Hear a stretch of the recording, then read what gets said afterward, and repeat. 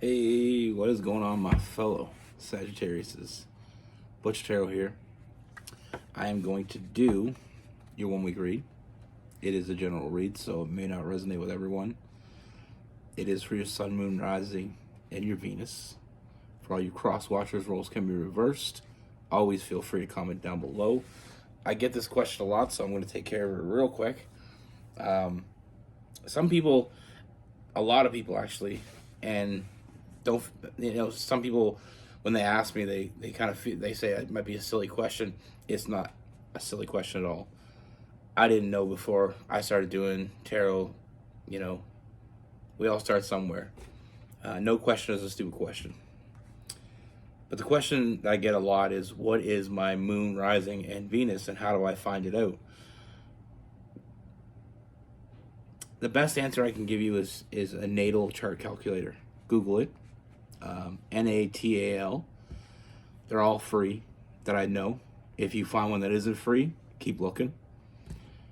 It'll give you an in-depth look. It'll tell you what your moon, rising, and Venus is. It'll give you a look into all your houses as well.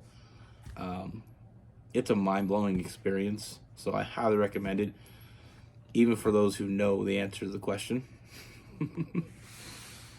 But with all that being said, I'm going to be using the Incromancy Tarot.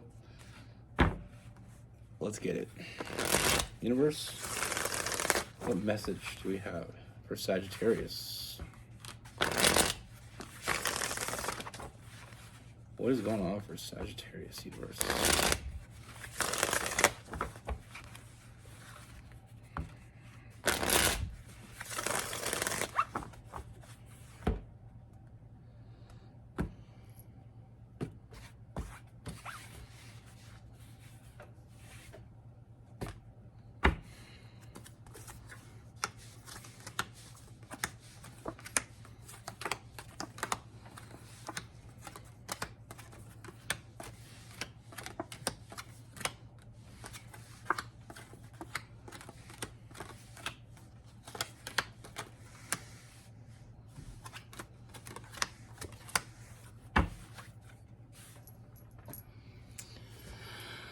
All right, Sagittarius.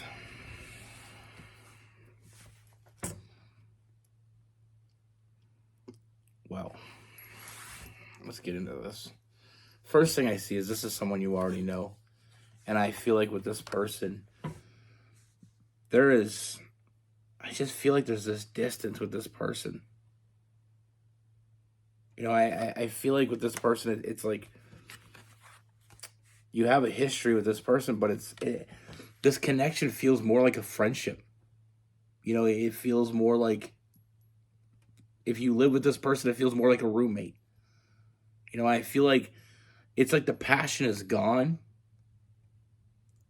And I feel like also with that was kind of like the beginning, not feeling like you're on the same page anymore. I don't feel like, I feel a lot of hot and cold energy with this person. It's like you can't read them. It's like you don't know what is going on. You don't feel like you're on the same page. There's this hot and cold energy. There's this defensiveness with this person, like very defensive energy. And I feel like it's just causing problems. We have that Tower card. It's just causing problems. And instead of the problems getting smaller, they're getting bigger. And I feel like there's a lack of trust with this person. We have the Knight of Pentacles in reverse. It feels like they're hiding something from you with that Seven of Swords. Like there's a hidden agenda here. It's almost like that feeling that their bags are packed, they're at the door, they just haven't told you that they're leaving yet. It feels like they're already kind of gone. But you hold on to hope. That's a Sagittarius thing. We're optimists. You hold on to hope to get back to the place that you were, or get back on track. But so I feel like you're fighting for this. You're fighting for it. With that Five of Wands. And I feel like this person is not helping the situation, because I feel like this person makes you think That's the worst part, is when someone, when it's over and we won't admit it.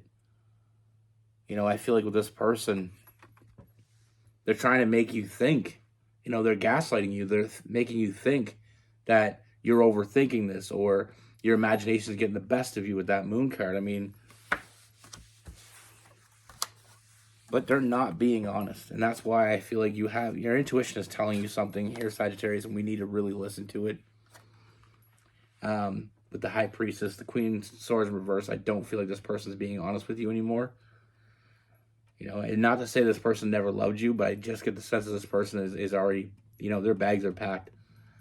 And, I feel like there's almost this feeling of they're waiting for the next opportunity to actually, they're holding on to you until they have something else to grab onto. And I feel like you got to trust your intuition. The problem with intuition is it's not always going to tell you what you want to hear. It really won't. That sucks. But it'll always tell you what you need to hear. So sometimes it can be hard to listen to. But like I said, what's going on is happening right in front of you. You're not seeing what's right in front of you because I feel like you're holding out hope. But I feel like you're the only one putting work into that category. With the Ten of Wands. Those sleepless nights, that anxiety. Anxiety is like, it's almost, I feel like for a lot of people, and this isn't everybody, some people deal with anxiety. I'm no doctor.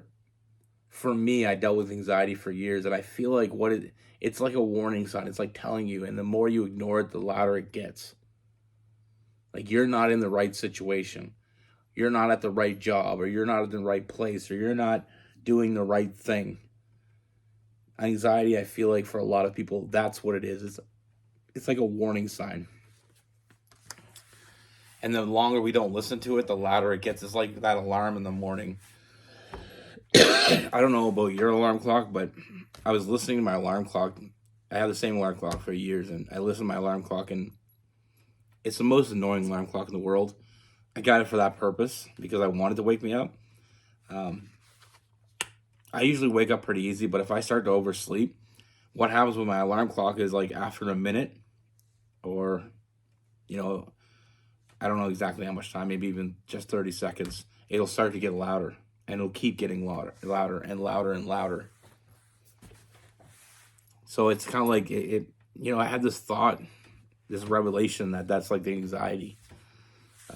But anyway, that's just my thought. Let me know in the comments if you even think I'm not crazy. I may be. But anyway, we're getting back to the read. With this person, like I said, I feel like there's just games being played right now, and I don't feel this energy changing. With the Six of Swords in reverse and the Knight of Wands in reverse, it's like this player energy that they're playing you now. You're a pawn in their game now. You're not the main piece. You're not the king, the queen. You're a pawn. And like I said, I feel like with this person, I don't see that changing. I feel like I said before, I'm not going to say this person never loved you, but I'm saying I don't feel the love now. And they're taking it for what it's worth. But this unbalanced energy that you're feeling isn't getting any better, and ignoring it definitely isn't going to make it better. I mean, I feel like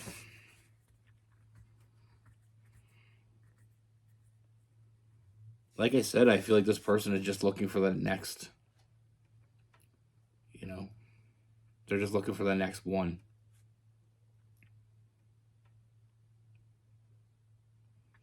Now, I mean, like I said, I'm not saying this will never change. I'm just saying in the energy right now, it's just a lot of turmoil, a lot of chaos. Things are, I don't see it changing, but energies can always change. I just feel like you're holding on to something for you that won't bring you what you want. It's like sometimes you hold on to this dream, even though it's not the dream. It's not the dream you were meant to hold on to. You know, I feel like you care about this person, and it's even harder when there was a time when you both cared about each other. You know, but like I said, I feel like there's a lot of, you know, it just feels like this. It's just a friendship. You know, I feel like the passion is gone or dwindling, and you know, and even the friendship part of this is a stretch some days. But like I said, I don't feel like this person's being honest with you. And I feel like you know they're not being honest with you, but you're holding out. You know, it's like being on a sinking ship and you're holding onto that ship thinking eventually someone's going to come, you know, that rescue crew is going to come, or maybe, just maybe, it won't completely sink. You know, you start taking on water and you're hoping the pumps start pumping that water out, but eventually you get to a point where you know, you got to jump ship. But that's just, I mean, like I said, I really don't, I feel like you're being stuck in your head a lot with this. I feel like it's eating you up. And like I said before, with that Five of Wands, it's that internal struggle. You know, you don't want to let go of what something that you invested in, you know, maybe just hitting a rough patch. But I feel like the rough patch just gets rougher and rougher. You know, sometimes in life we hit a rough patch with our connection. Maybe, you know, I've been there. You know, especially, you know, you're so passionate, you're in love, you're doing everything together, and all of a sudden, you know, like for us and for a lot of couples, the first real kind of rough patch is when you have your first kid. You know, because you don't have the luxury just to pick up and go, so you got to be more creative. But it's about working and putting in the work to keep making it work, to keep that spark going. And when you really care about someone, you keep putting in that work. You know, or it can be when you get that first real career job, you know. So you got to put more work into, you know, you got to go to bed earlier, got to get up earlier. So maybe you lose some passion there. You can't stay up all night, you know. So many different things that get in the way. But real relationships push on through that and they make it work because that's what they want. With this person, we have Virgo, we have Taurus, we have Cancer, we have some Scorpio,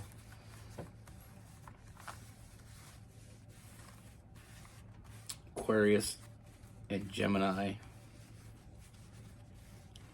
Sagittarius.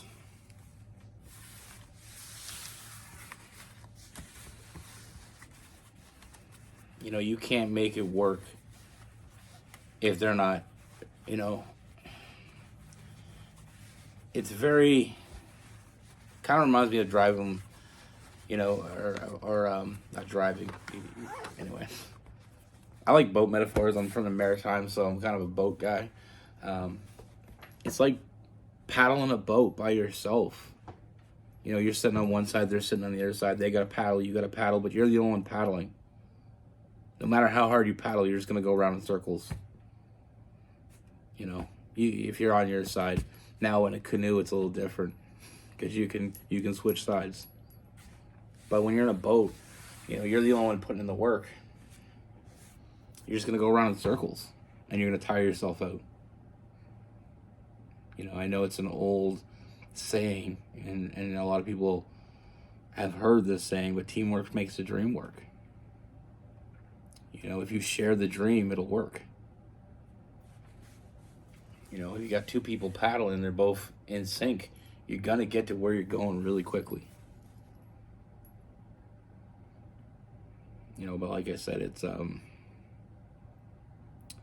sometimes the hardest thing to admit is that you invested in the wrong thing. You know, people feel that way. They feel like the hardest thing to do is admit that they're wrong. But that's not the hardest thing. The hardest thing is finding out you were wrong the hard way. You know, sometimes we gotta, You know, it's like the stock market. Sometimes you invest in a good stock and it grows, and sometimes you invest in a bad one and it dies. And it's just a matter of how long you're willing to stay with it. You know, sometimes they bounce back.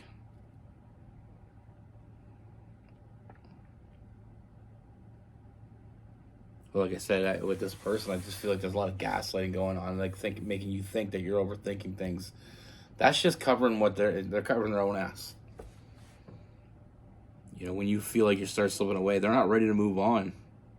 Maybe they haven't found someone else, or maybe they don't have another opportunity, so they keep you, you know, they give you breadcrumbs just enough to keep you, you know, in their pocket. You know, I've been in situations like that, and it sucks. It sucks to invest into a connection and just realize that it ain't working. No matter how much you want it to work, sometimes that's not enough. You know, but like I always say to people, like, you got to look at your life as a book. It's your own book, you know, or your own movie, if you're a movie buff and not a book person like me. You know, there's going to be some characters that come in.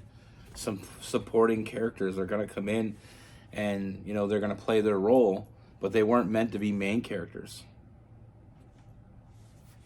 You know, you're going to learn lessons. You know, in every movie you see, there's always these other people that kind of come in and they do their thing and they have their role to play, but they're not the main character. And sometimes we'll meet people that aren't the main character in our book, in our movie.